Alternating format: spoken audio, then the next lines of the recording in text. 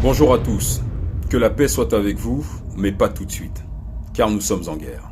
Et l'Afrique ne peut plus accueillir toute la misère du monde. Hello EU, it's Fétiche de guerre.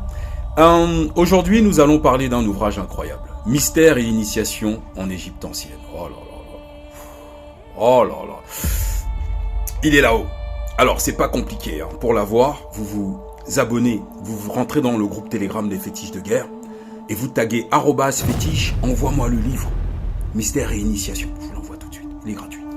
C'est un ouvrage qui a été écrit en 1947 de mémoire par un grec qui est égyptologue et linguiste qui s'appelle Maiasis Sotirios.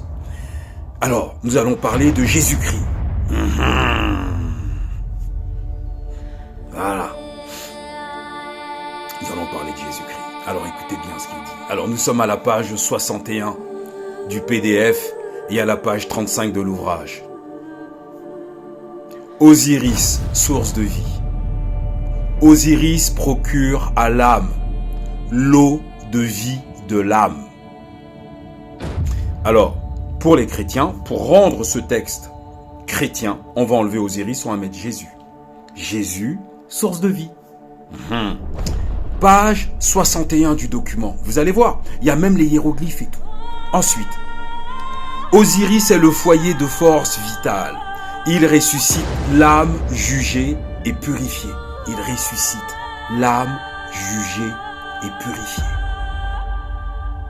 À chaque fois, vous remplacez Osiris par Jésus. Et vous allez comprendre la falsification. Vous allez voir. Car il contient en lui-même la puissance mystérieuse de renaître à une nouvelle vie. Écoutez ce qui est écrit. Tu es le Seigneur, le grand Dieu, le bâton de vie, et tu donnes de la nourriture aux dieux et des repas sépulcraux aux morts béatifiés. Et ce texte-là, c'est pas fini. Tu es le Seigneur de la nourriture céleste. On est plus de 5000 ans avant le christianisme, mais c'est pas fini. Osiris est la mort, la résurrection, la vie éternelle. Yeah! Oui. Osiris est la mort, la résurrection, la vie éternelle. On est plus de 5000 ans avant Jésus-Christ. Ce texte existe en Afrique. Osiris est la mort, la résurrection, la vie éternelle. Alors, pour changer ça en truc des esclavagistes, on va juste changer Osiris, on va mettre Jésus.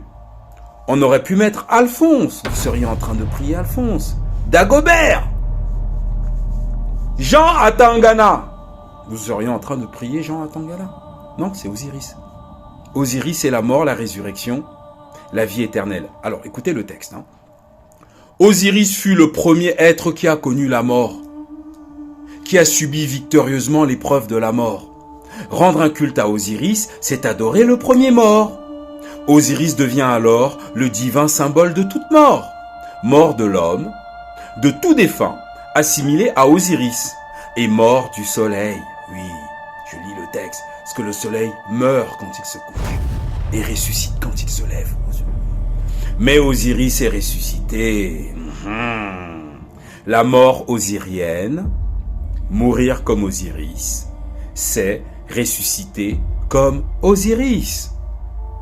Car Osiris est surtout le prototype de résurrection.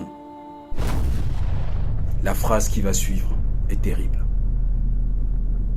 Le symbole de la vie éternelle. Il y a déjà un symbole de la vie éternelle plus de 5000 ans avant le christianisme. Et ce symbole de la vie éternelle s'appelait Osiris. Vous voulez que je vous relise le texte et je vous mets Jésus à la place? Bon, on va le faire. Alors on y va. Jésus est la mort, la résurrection, la vie éternelle. Jésus fut le premier être qui a connu la mort. Attends, Fétiche, c'est pas possible. Parce que le gars là, quand il est né, il y avait déjà les gens. Donc, ils ne peuvent pas dire. Donc, c'est pour ça, comme ils ne peuvent pas le dire, ils n'ont pas pris ce texte, ce passage. Parce qu'il y avait déjà des hommes avant que Jésus n'apparaisse, prétendument apparaître. Donc ils ne pouvaient pas copier ce texte. Donc, rendre un culte à Jésus, c'est adorer le premier mort. Ils ne pouvaient pas prendre ça non plus. Parce qu'il y avait déjà des gens. Donc on va inventer Adam et Ève. Jésus devint alors le divin symbole de toute mort, mort de l'homme, de tout défunt assimilé à Jésus. Voilà. Et mort du soleil. Mais bon, Jésus va dire « Ego sum lux mundi », je suis la lumière du monde. Vous voyez d'où ça vient. Mais Jésus est ressuscité. Mourir comme Jésus, voilà, c'est ressusciter comme Jésus.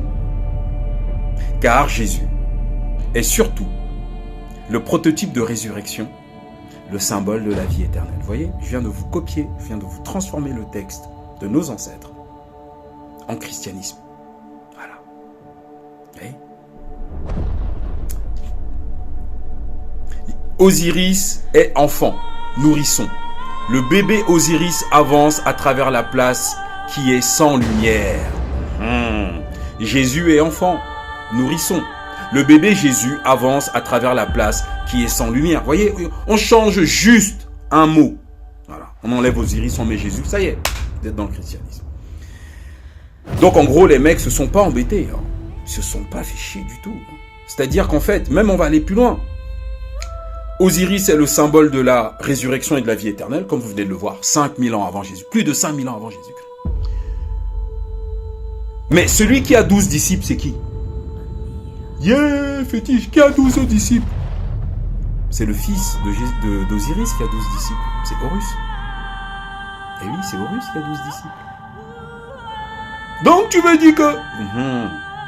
C'est Horus qui a 12 disciples. Vous savez c'est quoi les 12 disciples d'Horus? Le successeur d'Osiris. Vous comprenez maintenant pourquoi dans nos familles en Afrique il y a des successions. Les 12 disciples d'Horus, c'est les 12 mois de l'année. Eh oui. Janvier, février, mars, avril, mai, juin, juillet, jusqu'à décembre. Pourquoi les 12 mois de l'année sont les 12 disciples d'Horus? Tout simplement parce que Horus, durant sa vie sur Terre, va être accompagné par ces 12 mois de l'année. Et donc ça veut dire quoi? Ça veut dire que tout le monde est Osiris et Horus. Parce qu'on est tous le père de quelqu'un et les enfants de quelqu'un. Donc nous allons faire les deux cycles à chaque fois. Le cycle de la vie du père, nous allons naître et mourir, et nous allons ressusciter à travers notre enfant. Et notre enfant va vivre, lui, avec les 12 disciples qui sont les 12 mois de l'année. Maintenant, vous savez ce que les Occidentaux en ont fait. C'est pour ça qu'en Afrique, on ne prie pas Osiris. Parce que Osiris, c'est ton père. Eh oui. D'où le culte des ancêtres. Eh oui. Vous avez compris maintenant? Voilà. Et dans ces textes-là, on ne parle pas de vierges, de trucs comme ça. Il n'y a pas d'esclavage, de serviteurs. Alors, demandez-moi le livre dans les commentaires. Et demandez l'ouvrage dans le groupe Telegram des fétiches de guerre. Bah oui, il faut soigner le poison avec le poison.